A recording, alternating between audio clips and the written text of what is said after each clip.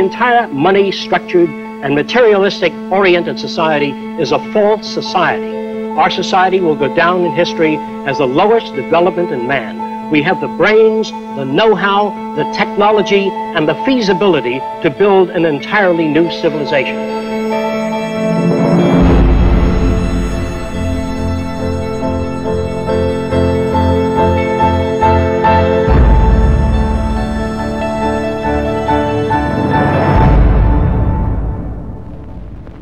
It was living through the 1929 Great Depression that helped shape my social conscience.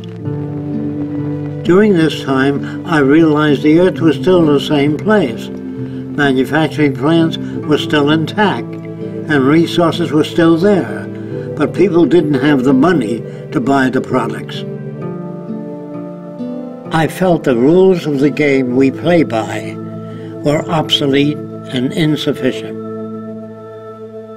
Misery, suffering, and war provided the incentive for my life's work. I was also motivated by the seeming incompetence of governments, the academic world, and the lack of solutions offered by scientists. I realized instead of working with individuals, a more effective method would be to redesign the culture. This began a lifelong quest to finding solutions to the many problems that we have today.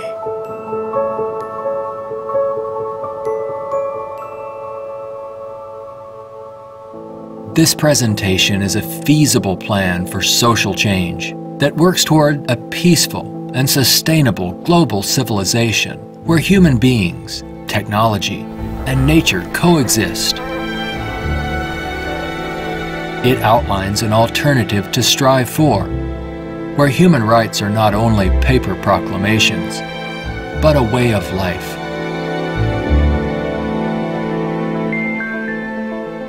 It is called the Venus Project.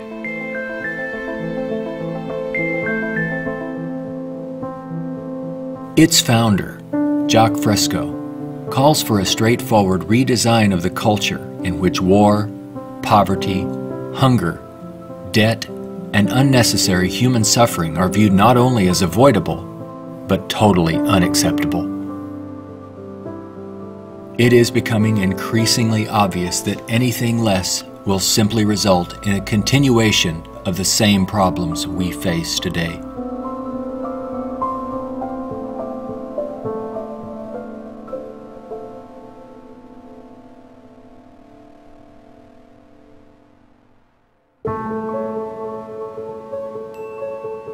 The Venus Project's Research Center, constructed by Fresco and Roxanne Meadows, is located in Venus, Florida. It addresses many of the root causes of our difficulties. But what are the real origins of our problems?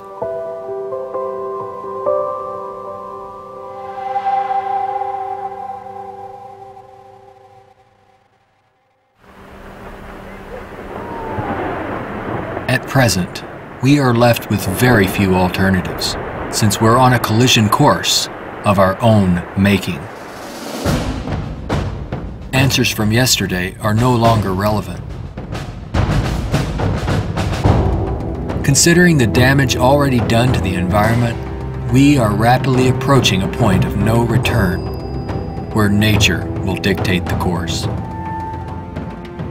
Either we continue as we have, with outmoded social customs and habits of thought, thereby threatening our future, or we apply a more appropriate set of values, relevant to a sustainable society, with more opportunity and freedoms. Americans have been conditioned in their kind of society to get a different kind of car next year, to buy a new television set or a tape recorder. We are radical as hell, but our political and social institutions have not changed. And this is where we are stagnating, because we always equate any new idea with communism or regimentation, because we've been brought up to fear that which is new. None of the world's economic systems, socialism, communism, fascism, or the free enterprise system have eliminated the problems of elitism, nationalism, racism, and most of all, scarcity. These are all based primarily on economic disparity.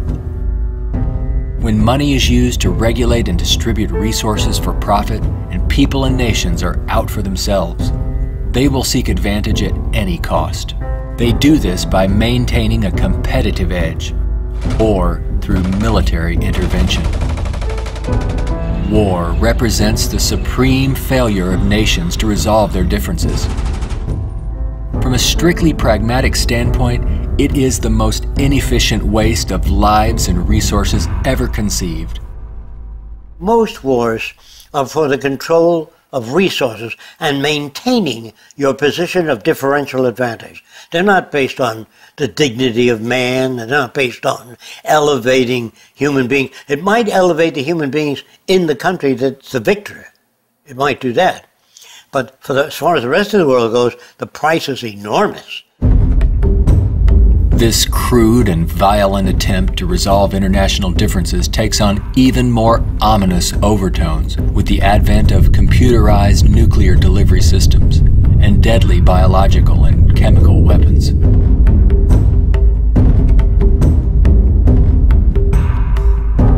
Yet it is a windfall money-making opportunity for those who profit by the military-industrial complex. If the profit were taken out of wars, do you really believe we would have them? If they draft you into the army to serve this country, you put up your life for this country, they should draft all the war industries. Every cannon maker, machine gun maker, automobiles, jeeps, warships, all drafted, so that on the same basis of pay as the army. Then it's real. But if you make millions selling warships, machine guns to the army, then it's corrupt. I would, if I had my way, if we had millions of men in the army, I'd send them to school to become problem solvers. How to get along with other nations. That's what we have to do, not kill. When soldiers are just killing machines, they're trained to kill. I would train them to be able to go to Mexico and bridge the difference, and go to the Arab world, see if they can bridge the difference. So bring them all together, all the nations. War is not the only form of violence imposed upon people. There is also hunger, poverty, homelessness, and unemployment. The acceptance of these conditions as expressive of human nature is a myth used to keep things as they are.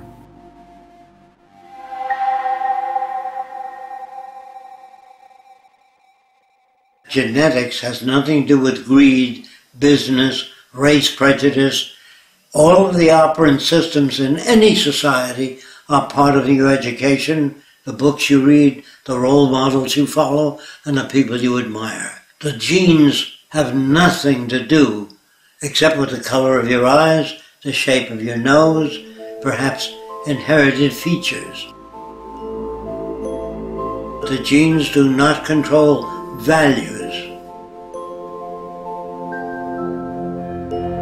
And even if you're born with a much better brain than another person, meaning better receptors, the quality of the tissue is better, I would say that if you have a better brain and you live in a fascist country, you become a fascist faster. The brain has no mechanism of discrimination.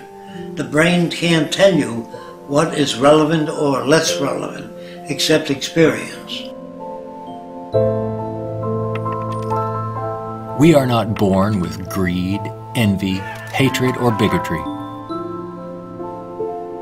Our behavior and values are reflective of the culture we are exposed to. If you were raised by the headhunters of the Amazon, you'd be a headhunter. And if I said to you, doesn't it bother you to have 5 shrunken heads? You say, yes, my brother has 20. So, is he nuts? No, that's normal to his culture. social and environmental problems will remain insurmountable as long as few nations control most of the Earth's resources, and the bottom line is profit over the well-being of people. Putting profit first results in unnecessary suffering and aberrant behavior prevalent today.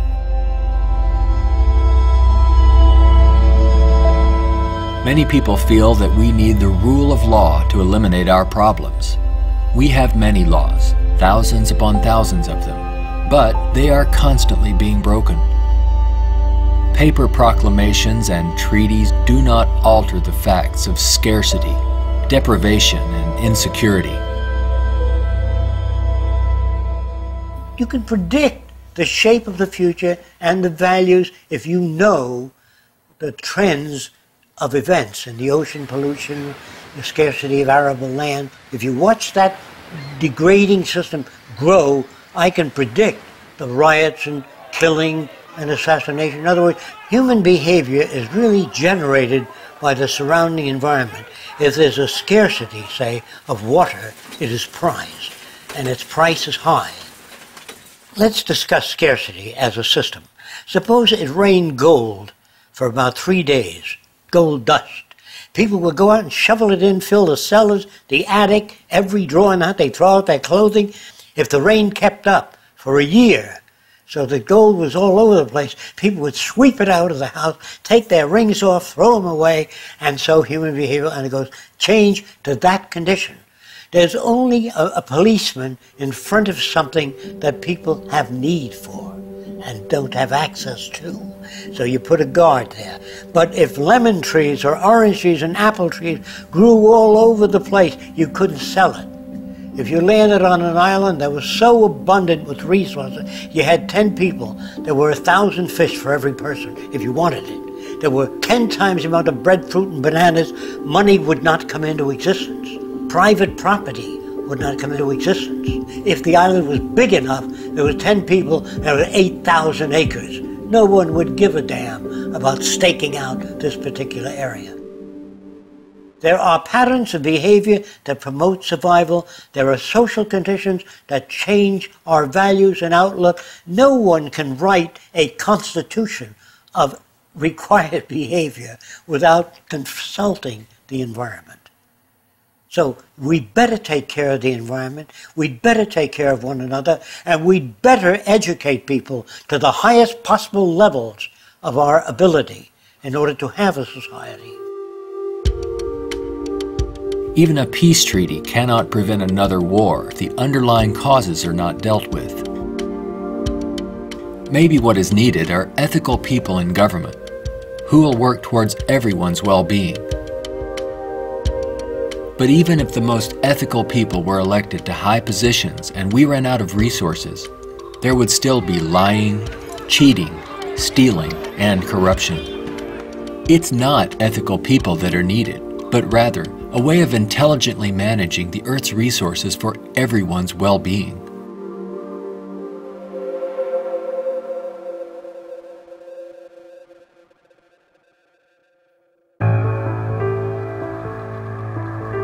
Let's examine our social arrangements further. To maintain our economy, products must continuously be sold. To assure this, they are deliberately designed to wear out and break down. Maybe you've noticed this usually happens right after the warranty expires. This corrupt practice is referred to as planned obsolescence, which is the conscious withdrawal of efficiency. Innovators go through the finest schools and then are required to design things that wear out and break down right on schedule. This results in a tremendous waste of resources and energy. We are plundering the planet for profits. If you think about it, it isn't a job people want, but access to what their paycheck will bring. Money does not represent anything real, and there's no gold, silver, or resource to back it up. You can't eat money or build a house of it. It's not even related to our real capacity to produce goods and services on this planet. The monetary system has been handed down from centuries ago, and we continue to use it without questions.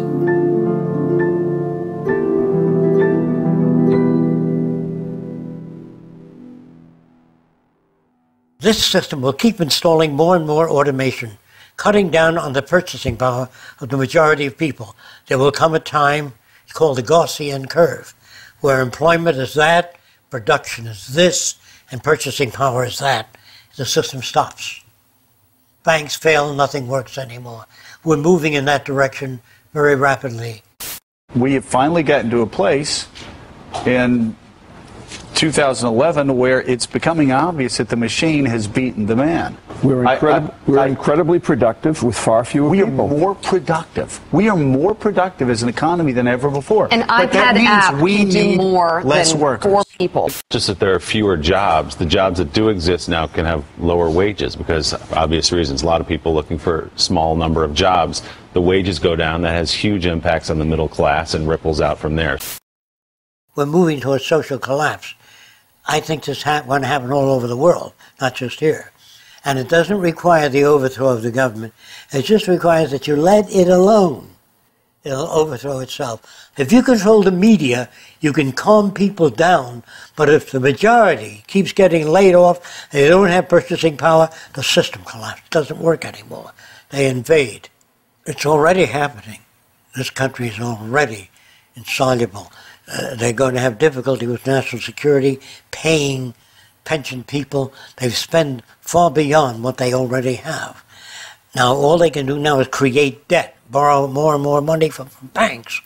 We also want to show you a rather grim sign of our times. It's not far from here in Midtown Manhattan. The national debt has grown too large for the national debt clock. It went up back in 1989 when the nation's debt was less than $3 trillion.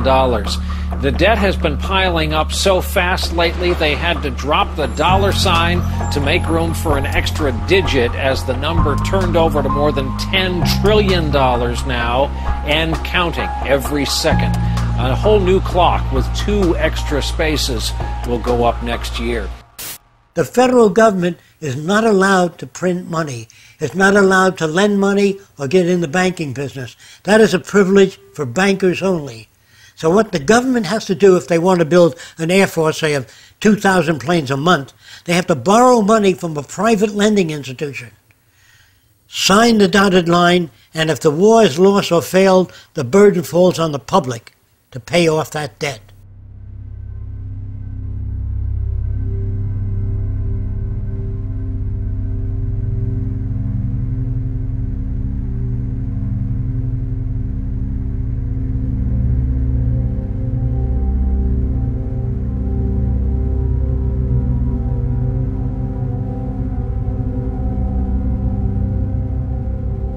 We find ourselves and our social constructs in a transitional state, a matter of social evolution. If we want to make it through these turbulent times, we must be able to adapt to change.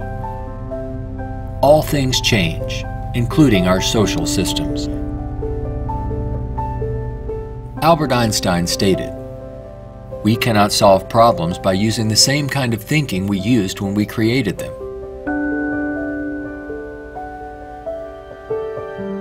Earth is still abundant with resources. Our practice of rationing resources through monetary control is no longer relevant and is actually counterproductive to our very survival. Today, we have highly advanced technologies, but our social and economic system has not kept up with our technological capabilities, which could otherwise easily create a world of abundance for all, free of servitude and debt. How can this be possible? There is not enough money to feed or house all people on this planet, let alone accomplish these more ambitious ends. But Earth has more than enough resources to meet the needs of all people, but only if managed intelligently.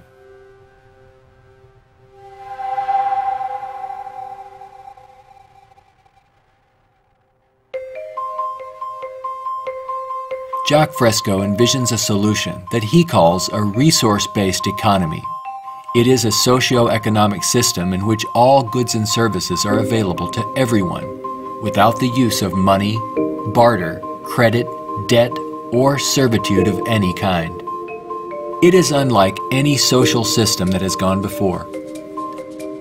Fresco arrived at this direction through 75 years of study and experimental research.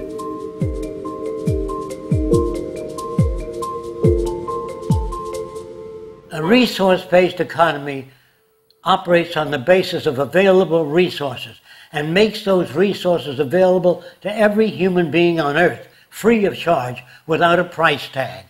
So we have today more than enough resources to build a far more advanced society. I'm not talking about limited handouts so that people just get by. I'm talking about a very advanced civilization. We have the resources, we have the technology, all we have to do is apply it. One of the main aspects of the Venus Project is to eliminate scarcity. This is where the technology comes into play. Because if we set up a resource-based economy and some things are scarce, it won't work. If you set up a resource-based economy in a society that has no resources, it won't work. So today with our technology, we can make things available. We can eliminate scarcity. We can create an abundance. As long as we can create that abundance, that will eliminate greed and selfishness and a lot of crime and a lot of aberrant behavior. A social system can be designed so that all can live fully and constructively if the powers of science and technology are directed toward human and environmental concern and overcoming the artificial scarcities of our debt-based monetary systems. All people, regardless of political philosophy, social customs, or religious differences, ultimately depend upon the same resources: clean air and water, arable land, medical care, and a relevant education. I think if you pledge allegiance to the earth and everyone on it, that'd be the way to go for the future. The human species is a single family, and the world is home to everyone. Neither nations nor people can coexist separately any longer. No more separate nations, so anyone can go anywhere. Before the states joined together, they used to stake out their territory. They used to fight. They had militias. They would fight. This is our territory. Oh no, you're intruding. When all the states joined together, the government worked out the lines of the states and they agreed, and that was the end of territorial disputes. If you want the end of war, you must declare the earth common heritage.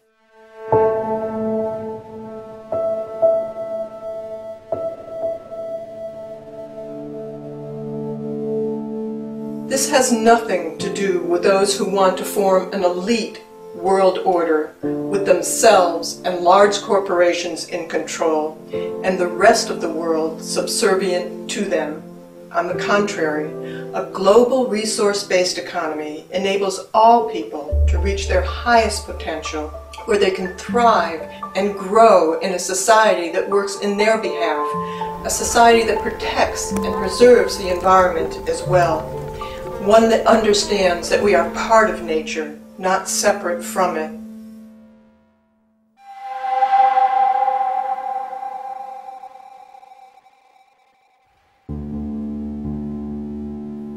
Some question what would happen to incentive if needs were met without our having to work to attain them. The question assumes humans have no desires beyond basic needs. If that were true, there would be no inventors, writers, or teachers. People work with passion on the things that interest and challenge them. Let's enable all people to have the opportunity to partake in the greatest challenge one can have, improving our world for everyone. Individuality will be emphasized rather than uniformity. This social arrangement will generate a new incentive system that values the protection of the environment and social concern, rather than the shallow, self-centered goals of wealth, property, and power. It does not call for uniformity. It absolutely calls for diversity. The more diverse people are, the more individuality. So we emphasize individuality, creativity, innovativeness. This is the essentials of the design.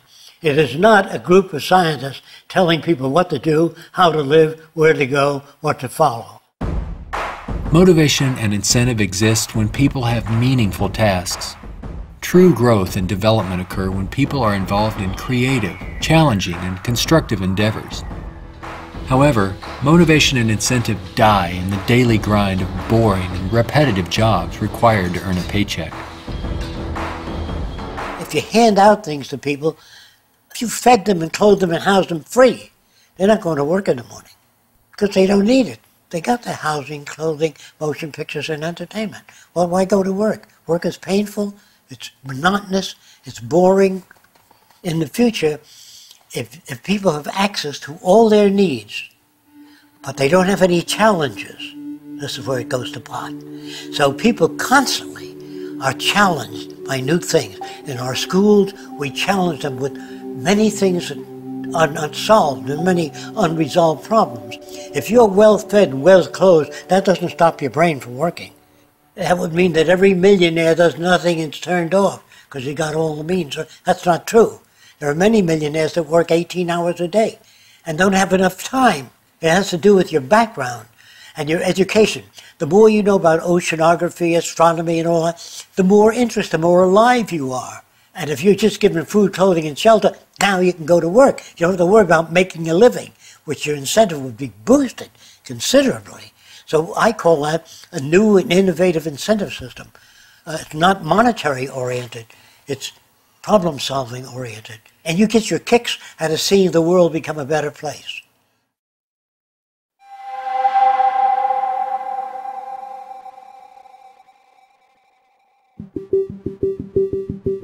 How can we use our technology wisely so that there is more than enough for everyone? To achieve this, it's mandatory that the planning for it be based on the carrying capacity of the planet's resources. Our entire infrastructure must be redesigned and operated as coherent, integrated total systems. This means we must consider our entire global community as one unit that includes everyone, and plan accordingly. Only in this way can we use our technology to overcome resource shortages, provide universal abundance, and protect the environment. Therefore, a global survey is first needed to assess exactly what we have. This would inventory our physical resources, personnel, production centers, and the needs of people. This enables us to determine the amount of goods and services needed. For instance, where is the arable land to grow crops? How many people are in various locations? And what is the state of their health? This would determine where hospitals are built and how many. If you try to do that today, ask for a global resource survey of all nations, they'd wonder, what are you trying to do that for? To find if we got enough resource to fight you in armaments and other things? They would be skeptical, hesitant to give that information. So I would say it wouldn't work in today's culture. But after the ideas are put forth and the reason for it and the advantages gained by all the nations, it would have to be specific advantages that they can understand in their terms.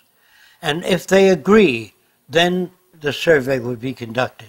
It's not my opinion or the opinion of anyone else would be used. It's the size of the population, the availability of resources, the carrying capacity of the earth that determines what is done and how fast things move. See, today it's done on a totally different basis.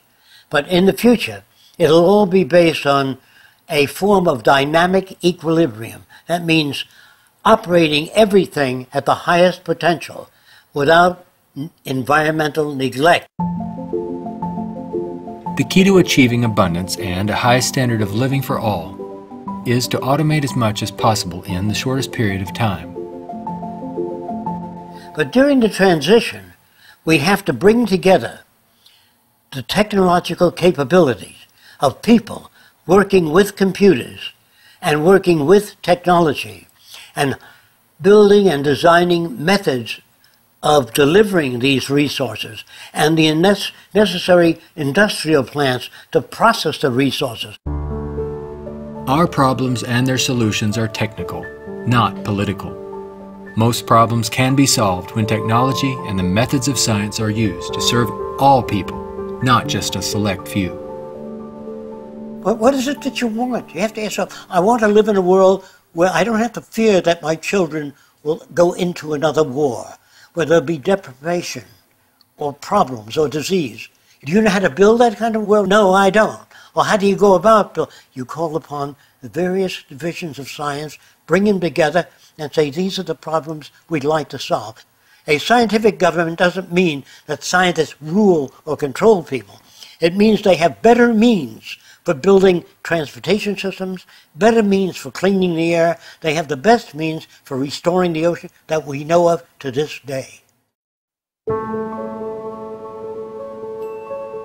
Computers can serve the needs of everyone when CyberNation is ultimately integrated into all aspects of this new and dynamic culture.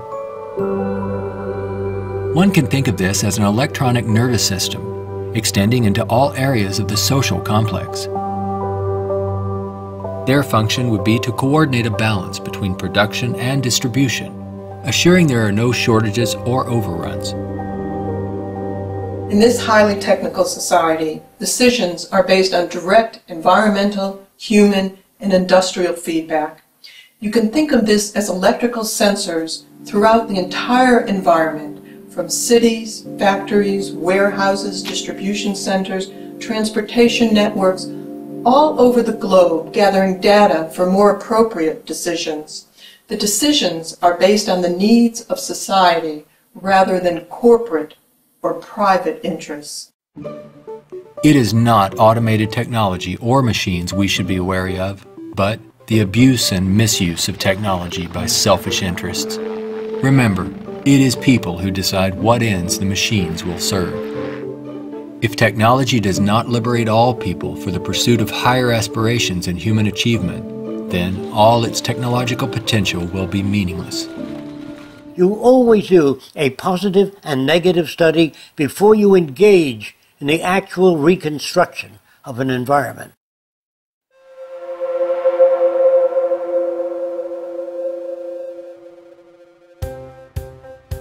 It's all just talk unless there is a technical plan to organize and use resources to accomplish abundance. What follows are some of the many approaches the Venus Project provides for the entire social spectrum.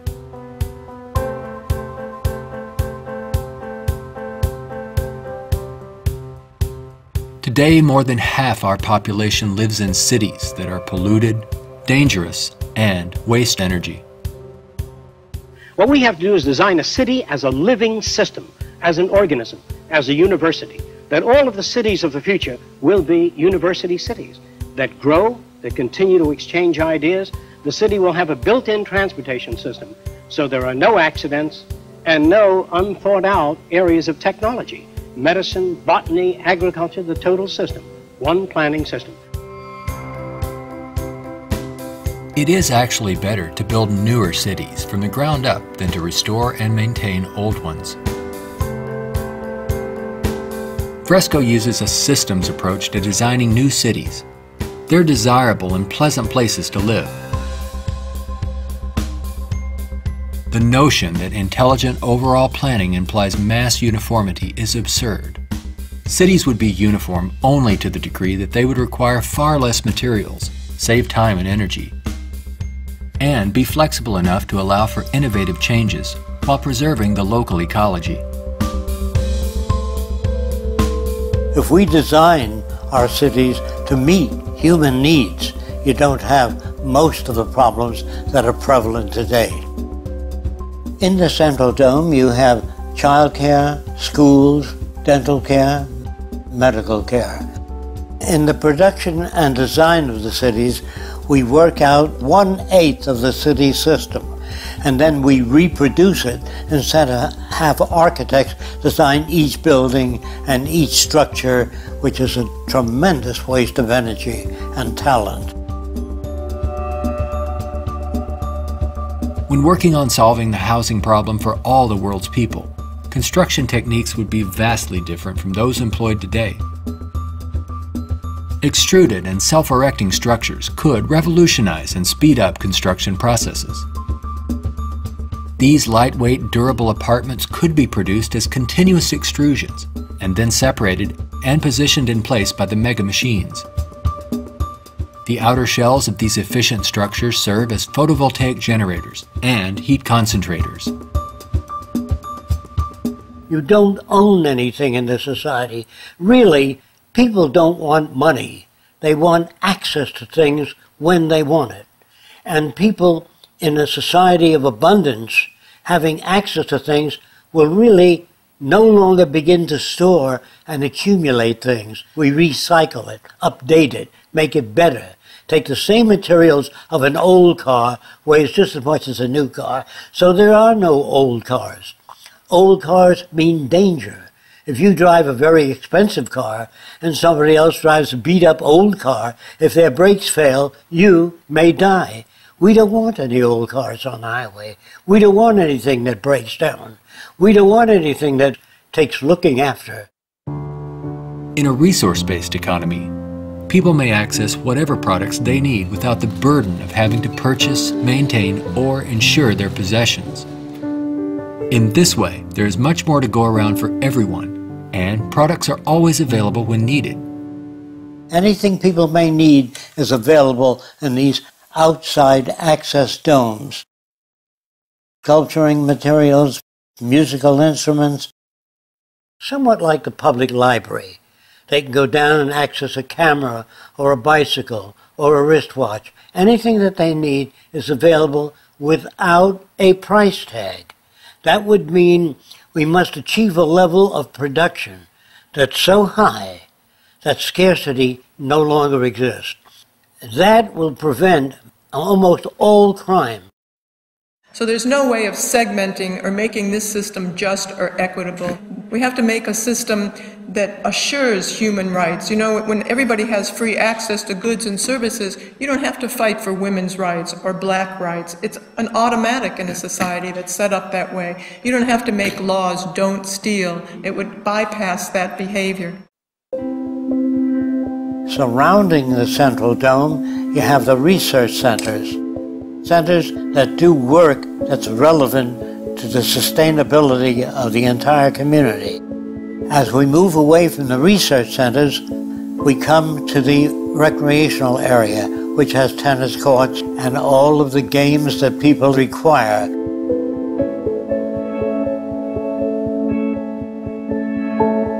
As we move away from that, we come to the residential district. There are streams, waterfalls, lakes throughout the area.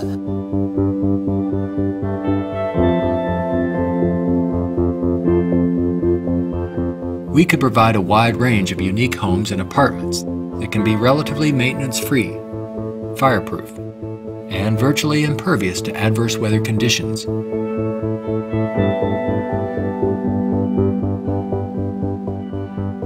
As we move to the next sector, we come to apartments. The reason some people want to live in apartments is because you have drama groups, you have gymnasiums, medical care, dental care, everything is built in to the central towers. I feel that in the future, people will move away from individual houses and live in larger complexes.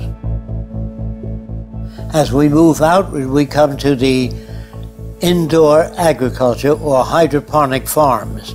Then there's also outdoor agriculture. The city would use the best of clean technology in harmony with nature, such as wind, solar, geothermal, heat concentrators, piezoelectric, wave, temperature differentials, ocean thermal vents, and much more. A major development for generating energy in the future could be the construction of a land bridge or tunnel across the Bering Strait. These underwater structures convert a portion of the ocean currents through turbines to generate clean sources of power. By using these sources of energy, we could power the Earth on clean energy and enable all people to enjoy a very high standard of living for thousands of years to come.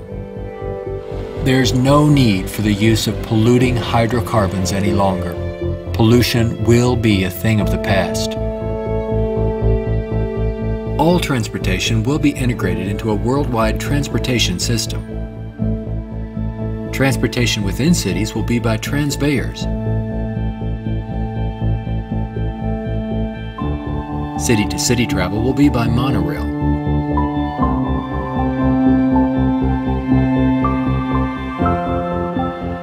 Maglev trains are utilized for long-distance travel. To enhance efficiency, this high-speed maglev train is equipped with removable sections, which can be disengaged while the train is in motion. Aircraft will display a wide range of configurations. These VTOL aircraft, or vertical takeoff and landing, are used to transport passengers and freight. The priority is safety rather than saving money or dealing with the lowest bidder. This modular freighter consists of detachable sections that can be rapidly loaded or unloaded. The number of sections varies depending on the amount of freight to be delivered. When all the sections are connected, they can be propelled as a single unit. Ships can be floating manufacturing plants that produce products while en route to their destinations. They can also serve as education centers, where children and adults travel worldwide, obtaining innovative education, not through vicarious study, but through experiencing and interacting with the real-world environment. A national transportation system would include a network of waterways, canals, and irrigation systems. They could serve to minimize the threat of floods and droughts while allowing for the migration of fish, provide natural fire breaks, emergency water sources, fish farms, and recreation areas. When we unleash science and technology directly into the social system without the restrictions of the marketplace, finances, or patents, we could achieve a very high standard of living within a very short period of time.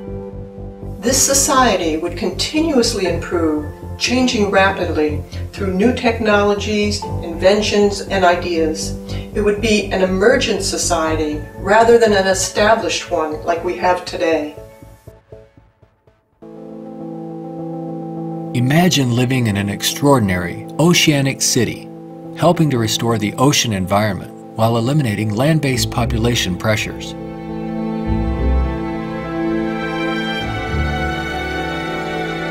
These cities in the sea may serve as universities and research centers where students study marine sciences. They could be used for ocean farming, mariculture, and mining, while maintaining a dynamic balance in the oceanographic environment. Self-sufficient cities in the sea vary in design depending on their location and function.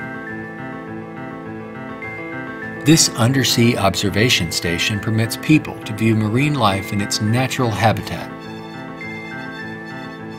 These mariculture and sea farming systems cultivate and raise fish along with other forms of marine life to help meet the nutritional needs of the world's people. These structures would permit the free flow of water throughout.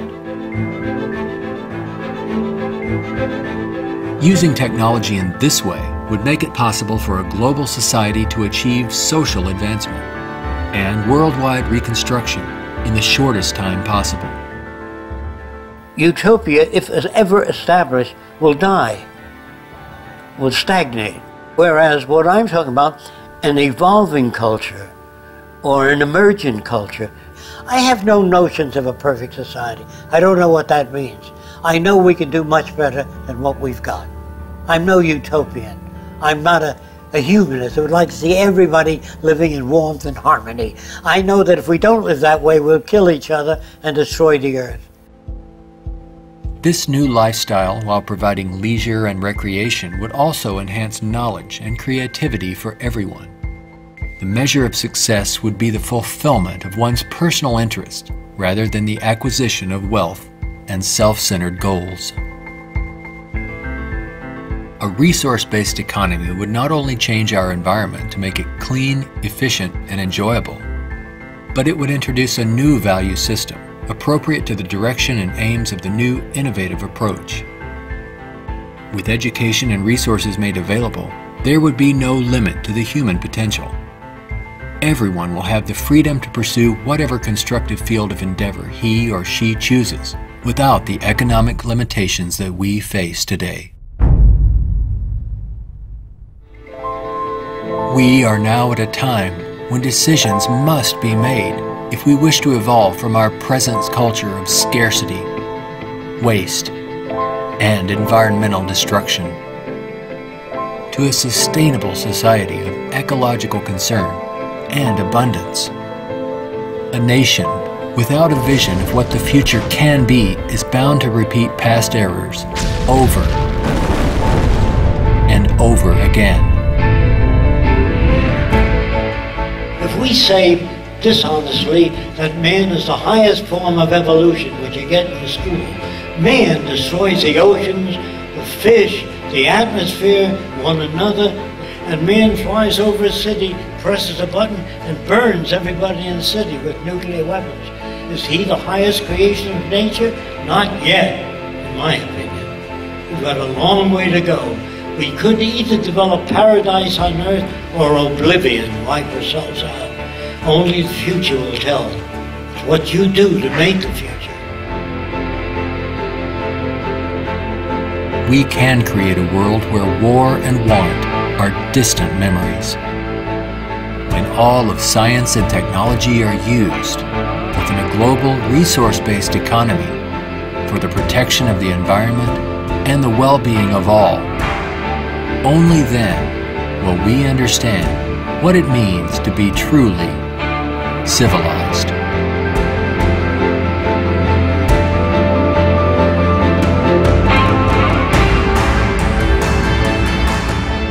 Be a part of the growing community of people working toward making the aims of the Venus Project a reality. Join us in our efforts to bring this vision of a positive future to a wider audience through the goal of a major motion picture. All of these things can be built with what we know today. It would take 10 years to change the surface of the earth, to rebuild the world into a second Garden of Eden. The choice lies with you. The stupidity of a nuclear arms race, the development of weapons, trying to solve your problems politically by electing this political party or that political party, that all politics is immersed in corruption. Let me say it again. Communism, socialism, fascism, the Democrats, the liberals, there are no Negro problems or Polish problems or Jewish problems or Greek problems or women's problems. They're human problems.